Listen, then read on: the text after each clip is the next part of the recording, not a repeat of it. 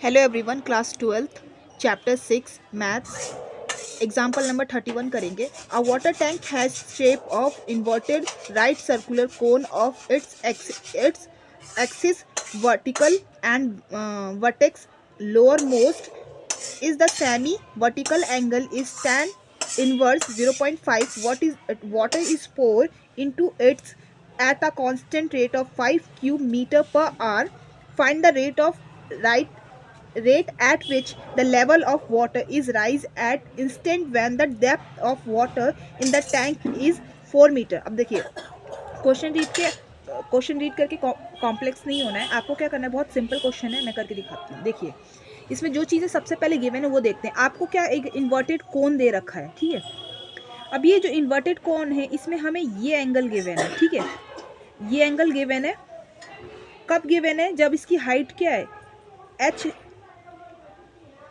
Given है. यहाँ पे ये जो हाइट जब इसकी क्या है, एच है, ठीक है. तो इसका ये यहाँ पे ये अल्फा गिवन है, ठीक है. अल्फा आपका कितना गिवन है, tan इनवर्स 0.5 ये आपको गिवन है, ठीक है.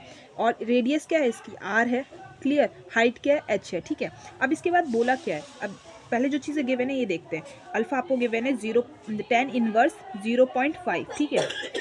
और अभी जो हमें डेटा गिवन है सेमी वर्टिकल एंगल को लेके, यानी ये जो अल्फा एंगल है इसको लेके जो गिवन चीज़ें हैं, इससे हम कुछ चीज़ें निकालने की कोशिश करते हैं. फिर आगे क्वेश्चन को अगेन रीड करेंगे एंड देन क्वेश्चन को और सॉल्व करेंगे.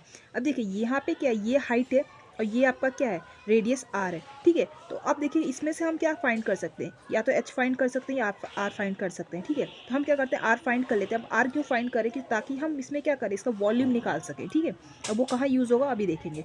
सबसे पहले देखिए, इस 10 को मैं इधर लाऊंगी तो क्या 10 अल्फा हो जाएगा. ये 0.5 को मैं 1.2 भी लिख सकती हूँ, इतना करेक्ट है. अब 10 क्या होता है, perpendicular upon height, sorry perpendicular upon base. तो ये जो है इसको कंटिन्यू करें तो ये क्या 90 डिग्री बन रहा है, ठीक है.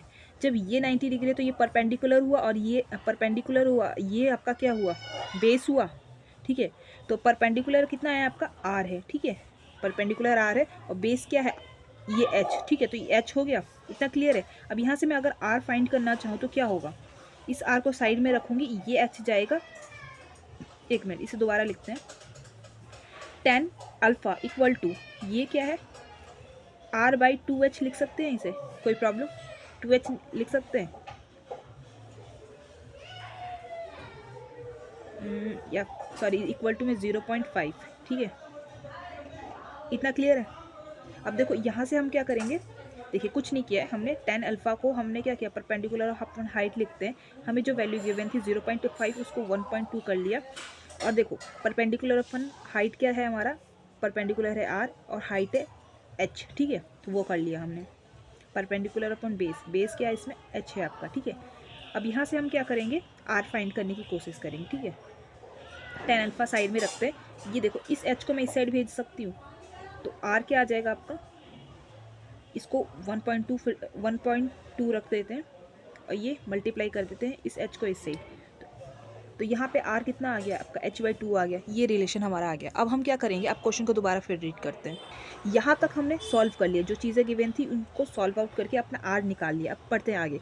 Water is pour into it at a constant rate of 5 cube metre per hour, यानी इस रेट से, यानी 5 क्यूब मीटर पर आवर की रेट से उसमें क्या किया जा रहा है, पानी डाला जा रहा है, ठीक है.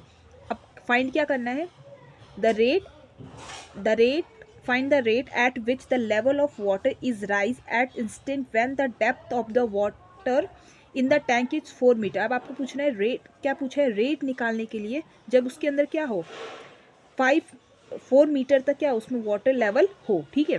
तो सबसे पहले यहाँ तक जो चीज़ें गिवन है इसको देखते हैं. Water is pour at constant level, constant rate of 5 cube metre, ठीक है.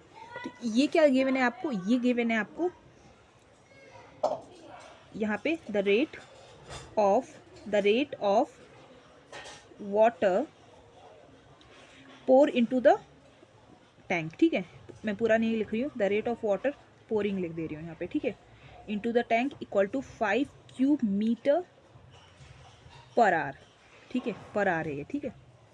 अब इसका यूज़ कहाँ करेंगे, सबसे पहले हम क्या करेंगे, अब वाटर किस में डाला जा रहा है, इस क्यूब में डाला जा रहा है, ठीक है, इस इन्वर्टेड क्यूब में डाला जा रहा है। तो हम क्या करते हैं, पहले इसमें क्या करते हैं, इसमें हम पहले इसका वॉल्यूम फाइंड करते हैं। तो वॉल्यूम का फॉर्मूला क्या होता है क्यूब के लिए, ठीक है।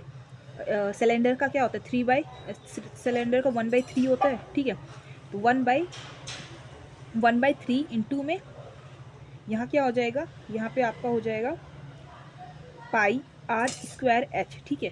अब देखिए यहाँ पे क्या कर सकते हैं हम, इस वाली जगह पे हम क्या पुट कर सकते हैं, ये कर सकते हैं, क्लियर।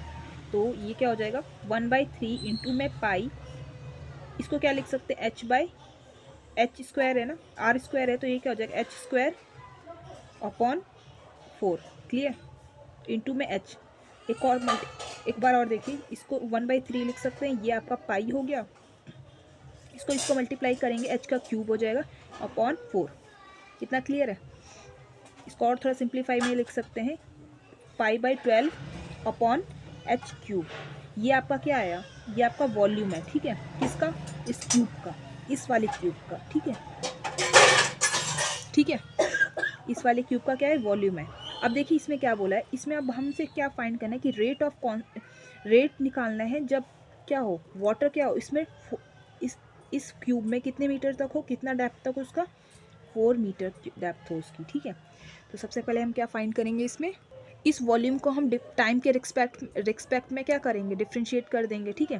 तो लिखेंगे यहाँ पे डिफ्रेंशिएट विथ रिस्पेक्ट टू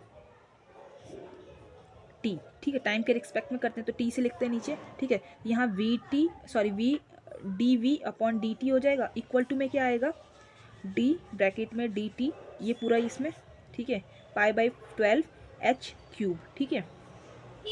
इसका आगे अब करेंगे तो देखिए इसमें क्या होगा, D V by D T, ये तो कांस्टेंट है तो ये तो बाहर आ जाएगा, पाई/12 तो बाहर आ जाएगा, एच क्यूब का क्या होगा 3 आगे आ जाएगा, एच स्क्वायर हो जाएगा, फिर एच का भी करेंगे तो D H by D T हो जाएगा, इतना क्लियर है। अब देखिए यहाँ पे क्या है, पाई/12 मल्टीप्लाई में 3 एच। अब यहाँ पे हम एच को क्या पुट कर सकते हैं, देखिए एच हमें क्वेश्चन में क्या गिवन है, यहाँ पे देखिए डेप्थ कितनी गिवन है, डेप्थ जब अब 4 हो जाए तभी तो रेट निकालना है ना हमें, डेप्थ जब 4 हो जाए, इसकी जगह पे हम 4 का स्क्वायर लिखेंगे इंटू में, अब D H by D T क्या है, ठीक है, D H by D T क्या हो जाएगा आपका, वही तो हमें फाइंड करना है, D H by D T की मतलब किस रेट से वो जो वाटर का लेवल वो इंक्रीज़ कर रहा है, ठीक है, D H by D T as it is रहेगा हमारा। और ये देखिए ये हमें क्वेश्चन में गिवन है, क्या गिवन है, ये जो आप देख रहे हो the rate of water pouring in the tank, ये क्या था 5 क्यूब मीटर पर सेकेंड, ठीक है। तो यहाँ पे क्या आ जाएगा आपका 5 आ जाएगा, क्लियर। अब क्या करते हैं, जो वेरिएबल इसको एक साइड करते हैं, बाकी सारी चीज़ें एक साइड लेके आते हैं, ठीक है। तो एक काम करते हैं, यहाँ पे D H by D T एक साइड रखते हैं और बाकी सारी चीज़ें इस साइड ले जाते हैं, 5 इंटू में 12 अपॉन में पाई, यहाँ पे क्या आ जाएगा 3, और ये क्या आ जाएगा 4 का क्यूब कितना, 4 का स्क्वायर कितना होता है 16, इतना क्लियर है। ये आपका 3 टाइम में, ये आपका 4 टाइम में, ये कैंसिल हो जाएगा, ये क्या आ जाएगा आपका, ये कितना आ जाएगा आपका ये पाई/4, इतना क्लियर है। ये आपका क्या हो जाएगा, जिस रेट से वाटर का लेवल इंक्रीज करेगा इन द टैंक, ठीक है। तो यहाँ पे स्टेटमेंट लिख देंगे हम,